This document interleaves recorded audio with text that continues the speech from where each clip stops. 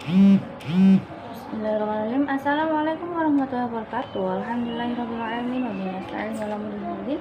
Wassalatu wassalamu ala asyrafil anbiya'i wal mursalin sayyidina Muhammadin wa ala alihi Muhammad.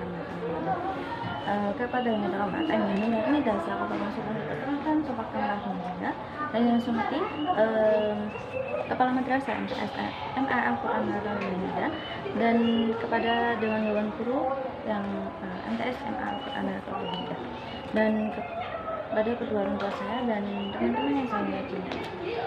Kali ini saya ingin mempresentasikan peta imajinasi saya yang menjelaskan tentang pelajaran PKN. Nah, PKN ini itu diampu oleh Miss Kiki. Nah, PKN kali ini itu menjelaskan tentang demokrasi dan menjelaskan tentang hakikat demokrasi, pengertian, asas, dan prinsip demokrasi. Nah, demokrasi, kalian tahu tidak demokrasi itu apa? Nah, demokrasi itu istilahnya berasal dari bahasa Yunani. Itu demos yang berarti rakyat dan kratos atau kreden, yang artinya itu pemerintahan. Nah, dalam arti sederhananya itu demokrasi dapat diartikan dengan pemerintahan oleh rakyat.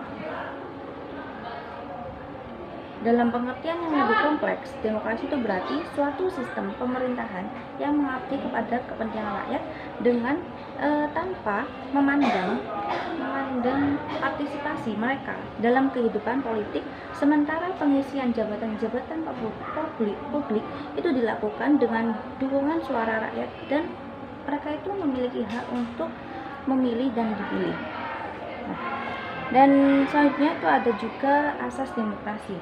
Nah, asas demokrasi ini itu pengakuan partisipasi rakyat dalam pemerintahan dan juga adanya jaminan terhadap rakyat untuk dapat berpartisipasi di dalam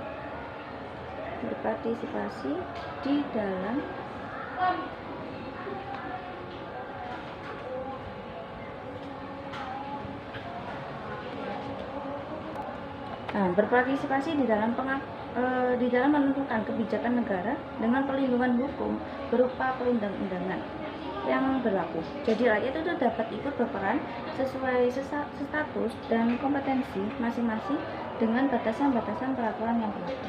Dan juga yang kedua itu ada menentukan kebijakan.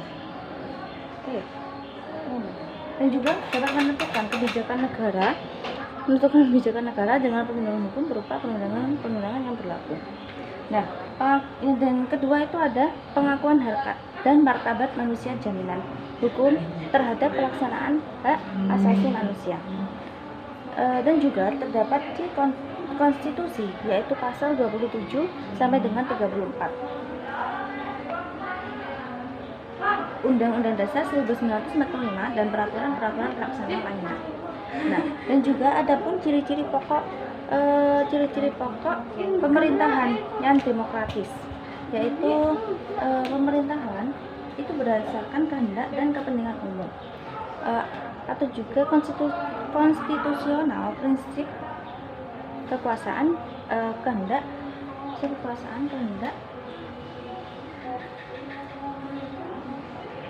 dan kepentingan rakyat diatur dalam konstitusi. Dan juga adanya perwakilan kedaulatan berada di tangan rakyat dan dilaksanakan menurut Undang-Undang Dasar. Artinya itu yang memiliki kekuasaan tertinggi adalah rakyat, walaupun kedaulatan rakyat itu diwakilkan kepada anggota DPR. Dan juga adanya pemilu, salah satu indikator yang dijadikan parameter terhadap demokratis atau tidak demokratisnya itu suatu negara adalah adanya penyelenggaraan pemilu atau tidaknya itu di suatu negara.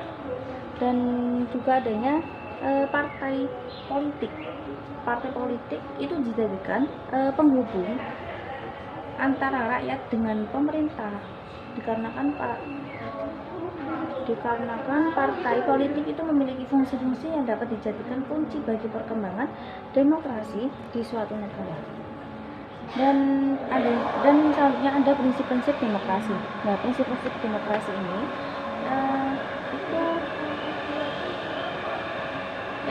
prinsip-prinsip demokrasi yang berlaku universal itu adanya keterlibatan warga negara dalam pembuatan keputusan, tingkat kebebasan atau kemerdekaan tertentu di antara warga negara, dan juga tingkat kebebasan atau kemerdekaan tertentu yang diakui dan dipakai oleh para warga negara, dan penghormatan terhadap supremasi hukum adalah yang tertinggi karenanya semua hukum tertinggi karenanya semua warga negara, dan juga adanya pemilu berkala untuk menjaga kesinambungan pemerintah dan membangun demokrasi. Nah, oke. Saya cukup presentasi saya kali ini. Mohon maaf bila kurang lebihnya. Saya akhiri. Wassalamualaikum warahmatullahi wabarakatuh.